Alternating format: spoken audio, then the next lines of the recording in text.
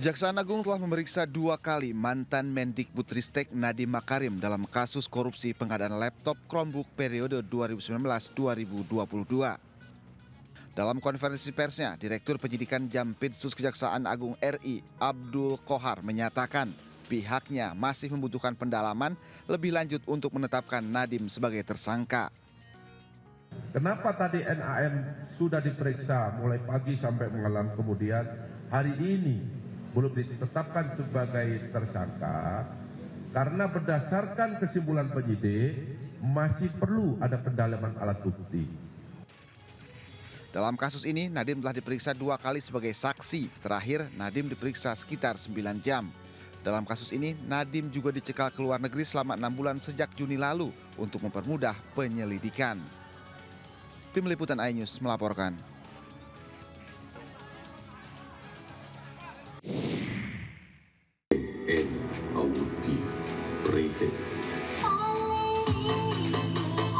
Cuplikan video terkait sound horeg yang menampilkan logo halal melalui layar LED viral di media sosial. Dalam video itu tampak sound horeg berukuran besar dilengkapi 5 layar LED menampilkan logo halal. Terlihat juga sejumlah warga mengenakan kaos putih berada di depan sound horeg berjoget mengikuti alunan musik. Diketahui video tersebut diambil saat kegiatan karnaval atau kirap budaya di Dusun Tambak Watu, Pasuruan pada Sabtu 12 Juli lalu, di mana warga sekitar melakukan iuran dan menyewa sound horeg. Video sound horeg yang menampilkan logo halal ini viral di media sosial karena dinilai sebagai bentuk sindiran terhadap sejumlah ulama di Jawa Timur serta Majelis Ulama Indonesia MUI Jawa Timur yang mengeluarkan fatwa haram atas sound horeg. MUI Jawa Timur menyebut ada sejumlah hal yang diharamkan dalam penggunaan sound horeg. Salah satunya penggunaan sound dengan intensitas suara melebihi batas wajar dan mengganggu orang lain. Tim Liputan iNews melaporkan.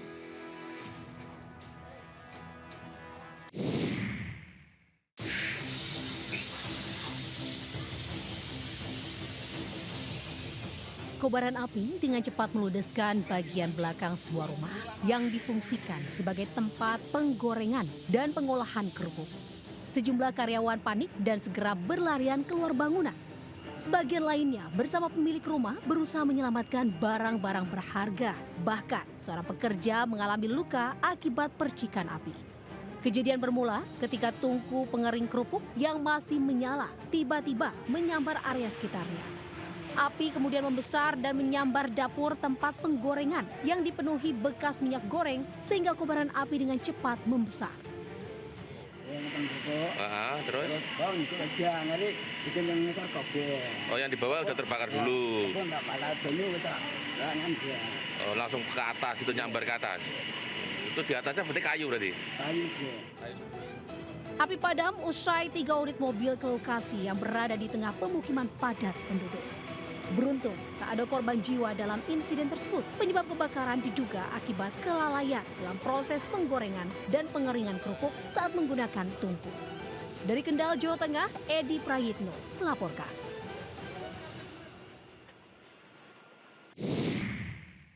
Terjadi api besar di Jakarta Timur, Cipinang, Muara. Kepulan asap hitam tebal membumbung tinggi ke udara saat api membakar 2 bangunan rumah di Jalan Kapitan, Klender, Durensawit, Jakarta Timur, Rabu sore. Banyaknya bahan maupun material yang mudah terbakar membuat api dengan cepat membesar. Petugas pemadam kebakaran yang tiba di lokasi langsung berupaya memadamkan api, namun sempat mengalami kendala lantaran jauhnya titik sumber air. Kebakaran diduga akibat adanya korsleting listrik dari salah satu bangunan dan merambat ke bangunan lainnya. Terkait kebakaran di Jalan Kapital RT 06 RW 04 Kelurahan Klender, Kecamatan Durensawit pada RT 16 Bapak Deden. Beruntung tak ada korban jiwa dalam kebakaran ini. Kini kasus kebakaran ditangani petugas kepolisian sektor Durensawit. Di Jakarta, Rio Manik melaporkan.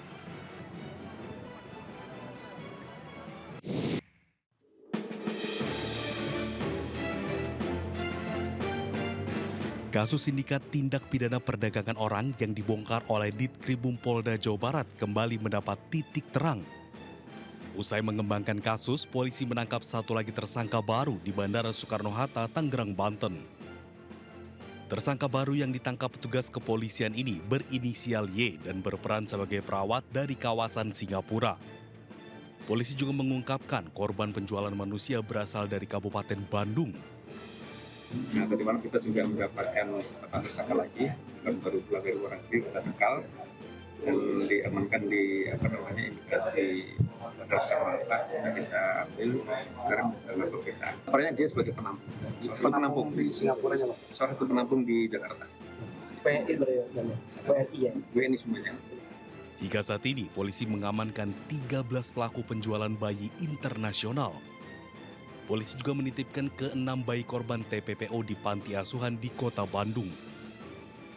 Sebelumnya, saat penggerbekan, polisi menyelamatkan 6 balita, di mana 5 balita dari Pontianak, Kalimantan Barat, dan 1 balita dari wilayah Tangerang. Rencananya, ke-6 balita hendak dijual di Singapura. Kasus bermula saat polisi mendapatkan laporan terkait penculikan anak. Setelah dilakukan pengembangan, barulah polisi mengungkap kasus ini di mana masing-masing tersangka memiliki peran berbeda. Dari kota Bandung, Jawa Barat, Yuan Pangestu, iNews melaporkan.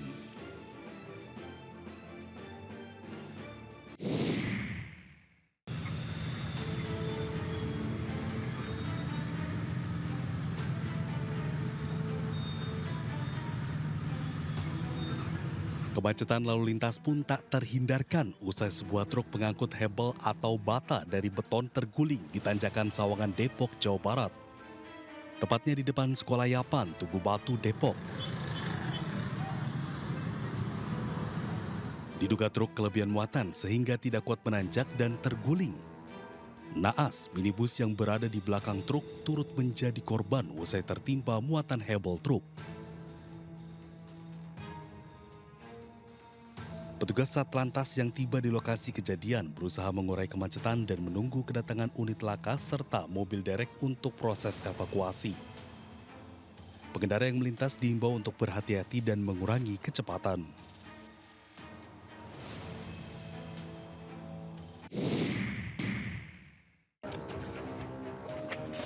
Dari sana, helikopter berdiri. Inilah kondisi pendaki asal Swiss Benedict Marcel, 46 tahun setelah mendapat pertolongan pertama dari rekan-rekannya saat melakukan pendakian di Gunung Rinjani Rabu pagi. Korban dilaporkan terjatuh di jalur menuju Danau Segara Anak pada pukul 11.25 waktu Indonesia Tengah oleh porter dan guide korban. Meski dilaporkan selamat, namun korban dilaporkan mengalami patah di bagian tangan dan kaki.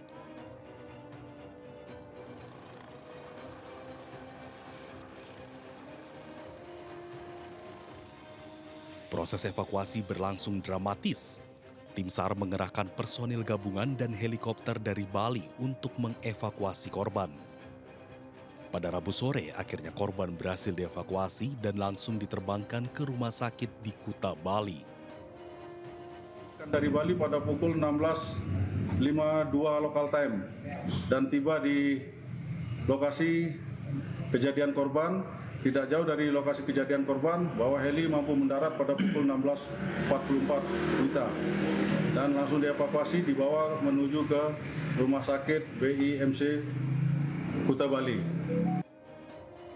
Korban dilaporkan mendaki melalui jalur Sembalun pada hari Selasa 15 Juli bersama anak dan rekannya dan dilaporkan terjatuh pada hari Rabu 16 Juli sekitar pukul 11.25 waktu Indonesia Tengah.